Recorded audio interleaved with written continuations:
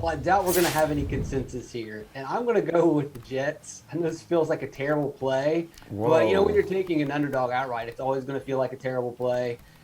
And admittedly, all the pieces in my equation don't add up, and I can't realistically, rationally put it all together. But I'm going to stick with it. And the one thing that I do like is Jalen Hurts is dealing with injury, and the injury was enough that we think that Gardner Minshew might play. And if that's the case, that's a pretty.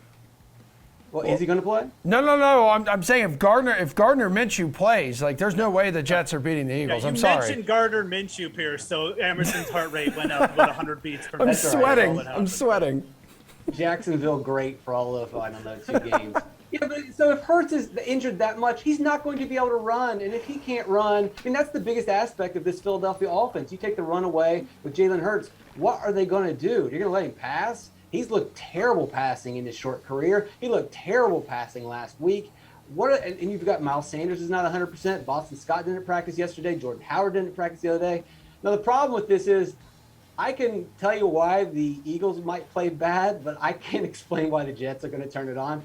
But in my defense, how many Mondays have we come on here and we were shocked that about the opposite happened, and we had rationally and logically put the pieces together and explain what was going to happen, and then on Monday it was completely the opposite. So who would be surprised that a garbage Philadelphia team loses to a garbage Jets team? No one. The Eagles were a dud in Week 12. You would think by Week 13 we have learned our lesson. Like, don't be surprised by anything that happens this season around the NFL. Alan, what do you like here? Underdog, you like outright? My colleague at Rotowire, Chris Liss, just probably passed out as he has the Eagles in his $6 million survivor pool. He's one of 28 people left of 6,000 entries. And he took the Eagles. So please, I'm not going to let him see this broadcast, or else he'll literally won't sleep for the rest of the weekend. For my underdog outright, I like the Pats. They're 8-4 against the spread this season. They look like a freight train, winning 6 games straight. They are, I believe, right now, what is they, a 3-point dog? It was fluctuating between 2.5 and 3. Yeah, 2.5. Yeah, so they beat up on bad teams and compromised teams like Tennessee, who are clawless without their stars. This is a great yardstick game for New England, and this is where Bill Belichick earns his money and his reputation. And they seem like the obvious money line play to me this week. I like them straight up.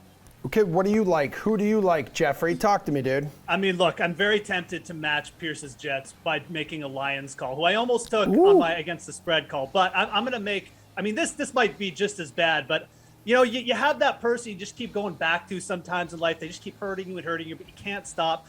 I'm going back to the Seattle Seahawks this week at plus 150. I just think this number is an overreaction in the market. Yes, Seattle is not a good team. We've established that. Russell Wilson not on the top of his game. Everybody wants DK Metcalf to get the ball. This team should not be plus 3.5 at home versus San Francisco. San Francisco, is not that good. They're better, but they're not that good. They're going to be without Deebo Samuel here. And if I asked you this question, Emerson, who the best team after a loss, best team straight up after a loss was since 2012 in the NFL, what do you think the answer would be? I would go with the Seattle Seahawks. It is the Seattle Seahawks. Yeah! They are 37-14 after a loss straight up since 2012. I get it. Like, this is a different Seattle Seahawks team. Yeah, this is huge. a division game. Also, Russell Wilson 5-2 against the San Francisco 49ers since 2018. I think you got to take the plus 150 here. Russ bounces back. It's a good matchup for DK Metcalf as well. I think Seattle plus 150 gives you good value.